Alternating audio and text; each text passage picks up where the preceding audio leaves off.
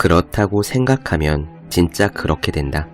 미국 작가 샥티 거웨인의 말입니다.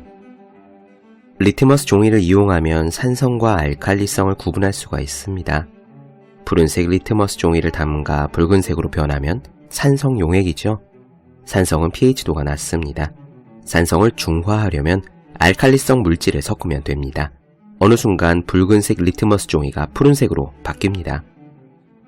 공부를 하다 부정적인 생각이 들면 pH가 낮아지는 중이라고 상상해보면 어떨까요? 공부는 힘들어, 시험을 망칠 것 같아, 나는 머리가 나빠.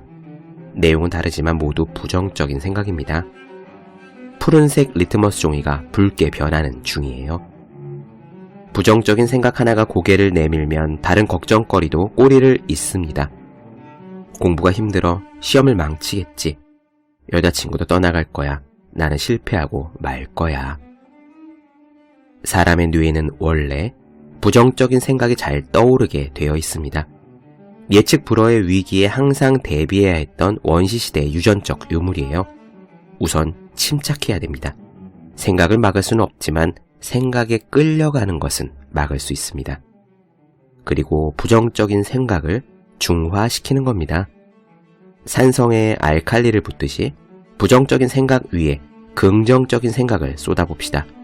다 아는 문제만 나오는 상상, 당연히 합격하는 상상도 괜찮습니다. 나는 정말 대단해 라고 마음속으로 칭찬해도 됩니다. 그러는 사이에 리트머스의 붉은색은 점차 사라질 거고요. 여러분의 마음도 차분해질 것입니다. 365 공비타민 부정적인 생각을 중화시켜라 의 한 대목으로 시작합니다.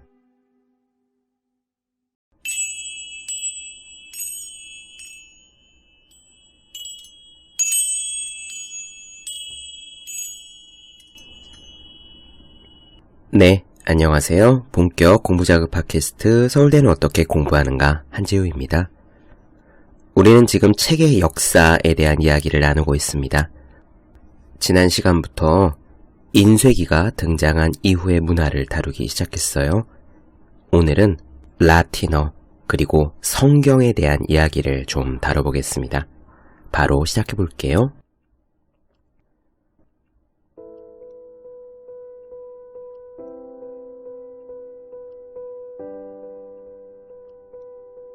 우선 라틴어는 유럽에서 법과 과학 그리고 교회, 종교를 지배하는 언어였습니다. 1500년 전까지 인쇄된 서적 중에서 라틴어 책이 차지하는 비중이 80% 가까이 됐었다고 해요. 그래서 초기에 인쇄술의 발명은 라틴어 책, 특히 기존 제도권 교회를 위한 종교 서적의 생산을 비약적으로 늘렸습니다. 1570년대에도 독일에서 출판되는 책의 70%는 여전히 라틴어 책이었고요. 독일어 책이 아니라 라틴어 책이라는 말입니다. 또 75%가량이 종교 서적이었습니다. 이때는 카톨릭, 구교 서적을 의미하는 거죠.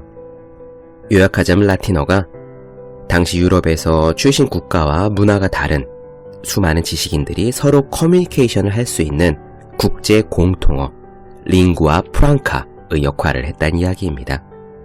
지금으로 치면 영어인 셈이에요. 이렇게 강력했던 라틴어의 힘은요, 두 가지 커다란 시대적 조류가 등장함에 따라 서서히 힘을 잃어갔습니다. 라틴어가 힘을 잃게 된 계기 두 가지가 뭐냐면요, 첫 번째는 주권 국가의 독립성의 강화입니다. 라틴어 중심, 바티칸 중심, 그러니까 유럽 전체가 로마 교황청의 지배하에 있었는데 각 국가들이 라틴어가 아닌 자기 나라 고유의 언어 사용을 도모하는 것이 정치적 이득으로 이어질 수 있다는 것을 슬슬 깨닫게 된 거예요. 우리도 왜 일제시대 때 조선말을 쓰지 못하게 하고 일본어만 쓰게 그렇게 강요하지 않았습니까? 자국어를 쓰고 자국어를 공부하는 것은 각 나라의 주권 강화와 이어지게 되는 거죠. 그리고 두 번째 계기는 카톨릭, 구교와 대비되는 신교의 부상입니다. 예를 들어서 영국의 이야기 잠깐 해볼게요. 영국에서는 헨리 8세와 교황청 사이에 생긴 불화의 여파로요, 수도원 해산 운동이 일어났습니다. 그래서 라틴어 책 생산을 후원하던 가장 큰 본거지였던 수도원이 큰 타격을 입게 되자 라틴어 책의 생산이 급격히 줄어들게 된 거예요. 헨리 8세는 세계사 공부하시는 분들은 잘 아시겠지만 무엇보다 그 여성 편력으로 유명한 사람이잖아요. 결혼만 6번을 했고 굉장히 다혈질인 남자였습니다. 헨리 8세의 첫 번째 왕비가 캐서린이라는 여자였는데 그녀는 우아하고 지적이고 무엇보다 힘이 있는 명문가의 자제였지만 헨리 8세가 가장 원하는 것을 그에게 주지 못했어요. 바로 아들입니다. 왕위를 이어줄 아들을 낳지 못했던 거죠. 그래서 처음에는 헨리 8세가 캐서린을 무척 사랑했지만 슬슬 정이 식게 됩니다. 아무튼 이렇게 헨리 8세가 캐서린과 사이가 슬슬 멀어질 때쯤에 헨리 8세의 눈에 띈 여자가 있었으니 앤 볼린이라는 새 여자입니다. 그녀는 시녀이기도 했고 통역을 담당하기도 했고 굉장히 활발하고 재기발랄한 여자, 당찬 여자였다고 알려져 있습니다. 그녀가 헨리 8세의 눈에 들었는데요. 얼마나 앤 볼린이 당찬 사람이었는지 헨리 8세에게 당신의 왕비인 캐서린과 이혼할 때까지 나는 당신과 잠자리를 같이 하지 않겠다라고 요구했다고 합니다. 아까 헨리 8세가 다혈질이라고 그랬죠? 그는 캐서린에게 이혼을 요구했는데 당시 카톨릭 문화권에서는 이혼이 금지가 되잖아요. 그래서 이혼이 쉽지 않았던 겁니다. 그러자 이에 열받은 헨리 8세는 아예 교황청 바티칸과 결별을 선언하고요. 영국만의 교회, 영국 국교회를 새롭게 설립하게 되는 것이죠. 이런 식의 영국에서 헨리 8세와 교황청 사이에 생긴 불화로 라틴어 책의 생산이 급격히 약화되는 그런 예가 있었습니다. 다른 나라에서도 종교 개혁은요, 라틴어가 아닌 소위 방언, 중심 언어가 아니라 각 나라의 제 나라의 말들이죠. 그 방언 인쇄물의 확산을 촉진시켰습니다. 신교의 지도자들은 모든 기독교인들이 자기 자신이 사용하는 언어로 성경의 메시지를 접할 수 있어야 한다고 생각했어요. 그래서 라틴어 서적을 각 나라의 언어, 방언으로 번역한 책들이 나오기 시작하는데 그 최초의 책은 성경이었습니다. 보통 신약 번역본이 먼저 나왔다고 하는데 이는 구약에 비해 신약이 분량이 작고 번역하기도 쉬웠고 또 일상적인 기독교 신앙에 더 중요한 역할을 했기 때문이라고 해요. 하지만 이렇게 각 나라의 말로 번역된 성경책을 만드는 것이 쉬운 일은 아니었습니다. 종교개혁 운동 초기에 이런 식으로 방언으로 된 라틴어가 아닌 성경을 만드는 것은 굉장한 정치적인 위험을 안고 있었죠. 가톨릭 교회는 결국 방언 성경을 이단으로 간주했고요. 어떤 위정자들은 이와 목소리를 같이 해서 라틴어가 아닌 언어로 성경을 번역하는 사람들을 반체제 운동가다라고 밀어붙였다고 해요. 이런 우여곡절이 있긴 했지만 결국 각 나라들은 자기 나라의 언어를 사용하는 게 주권 강화에 도움이 된다는 것을 파악하기 시작했다라고 말씀드렸잖아요. 그래서 시간이 지나자 결국 교회에 대한 왕권의 우선권을 강화하는데 방언 성경이 괜찮은 수단이 될 수 있음을 깨닫기 시작했고 결국 각 나라의 왕들이 모든 교구 교회에 라틴어가 아닌 성경들을 소장하고 있으라고 명령을 내리기도 했답니다. 이렇게 라틴어가 아닌 방언 성경들 중에서 주목할 만한 것이 저 유명한 마틴 루터의 루터 성경이에요. 마틴 루터가 만든 독일어 성경은 종교개혁의 역사 전체에서 특별한 위치를 차지합니다. 다른 어떤 책도요, 이 독일어 성경책만큼 루터의 만인 제사장, 그러니까 보통 사람들도 굳이 성직자의 지도나 도움을 받지 않고도 하나님의 말씀과 교통할 수 있다고 주장한 이 만인 제사장 이상을 가장 잘 대변하고 있는 것은 없다고 해요. 이렇게 루터 성경이 유명했음에도 불구하고요, 실제로 루터교 자체의 확산은 루터의 독일어 성경이 아니라 다른 서적들, 그리고 심지어 전단지, 찌라시 같은 것에 의존했는데 이는 루터 성경의 높은 가격 때문에 모든 신자들이 구입할 수 없었기 때문입니다. 사실 이 루터 성경이 그리 특별할 것은 없었다고 해요. 이 부분을 읽다가 저도 놀랐는데 루터가 독일어 성경책을 내기 전에 이미 다른 독일어 번역 성경이 18종이나 존재하고 있었다는 겁니다. 그런데 왜 루터 성경책이 유명해졌느냐? 소위 대박을 쳤느냐? 이것은 다른 번역 성경들이 원문을 말 그대로 직역하는 성향이 있어서 읽기가 어려웠기 때문이에요. 이전의 성경 번역자들과는 달리 루터의 번역은 모두가 쉽게 읽을 수 있도록 하는데 중점을 기울였다고 합니다. 루터가 라틴어 성경을 독일어 성경으로 번역하기로 결심한 첫 번째 사람이 아니었다는 것. 그리고 그렇게 번역 성경을 만들어야지 라고 생각한 것이 무척 특이한 발상도 아니었다는 것. 루터 성경이 나오기 전에 이미 18종이나 되는 꽤 많은 독일어 성경이 존재하고 있었다는 것. 그럼에도 불구하고 신교의 번역 성경 하면은 루터 성경이 대표적인 지위를 차지하고 있는 것은 무엇보다도 루터 성경이 누구나 읽을 수 있도록 쉽게 쓰여졌다는 것. 이게 핵심이 되겠습니다. 글을 쓸 때는 이렇게 써야 돼요. 가능한 사람들이 이해하기 쉽도록 가능한 평이하게 쓰는 것이 중요합니다. 루터의 성경도 그랬었다니 놀라우면서도 한편으로는 고개가 끄덕끄덕거려지는 부분이었어요. 당시 루터 성경은 굉장한 베스트셀러였습니다.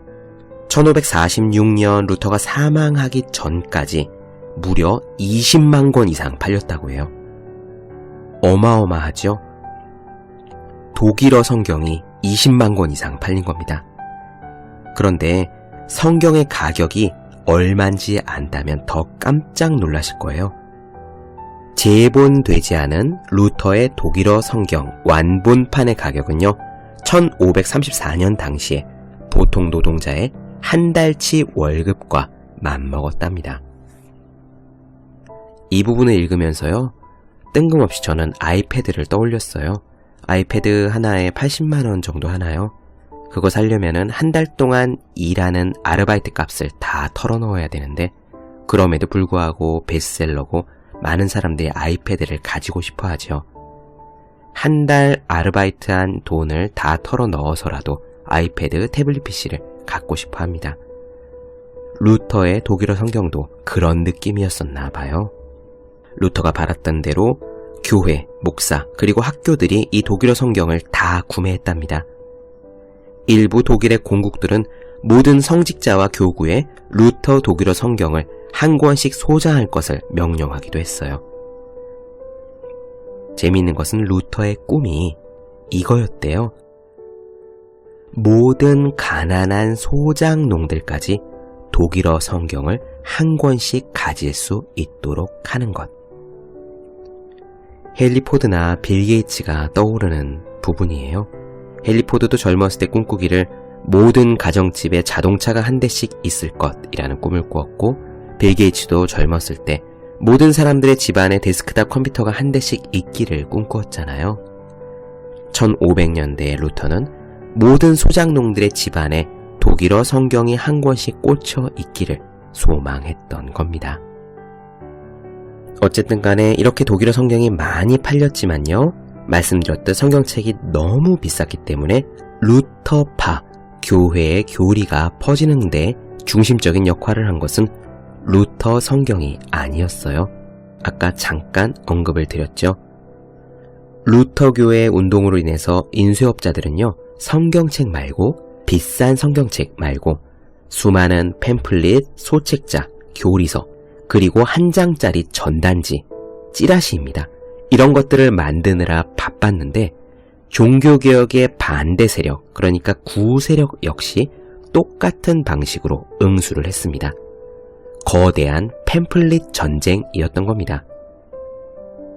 당시 전단지는 다소 조잡한 목판화의 이미지, 그림을 이용해서 글자를 읽지 못하는 사람들에게 루터의 교리를 전달하고자 했는데요. 이런 그림들 안에 저 유명한 이미지들, 이를테면 교황을 가리켜 바빌론의 창녀로 묘사한다든가, 루터를 선한 목자로 묘사한다든가, 그리고 성직자 계급을 부패하고 타락한 것으로 묘사한다던가 하는 그림들이 바로 그 찌라시 안에 들어있었습니다. 통계적으로 보면은 1518년과 1525년 사이, 그러니까 고작 7년 동안에 독일에서 돌았던 팸플렛의 숫자가 무려 300만 장에 이르렀다고 해요. 당시 독일의 전체 인구는 1300만 명에 지나지 않았습니다.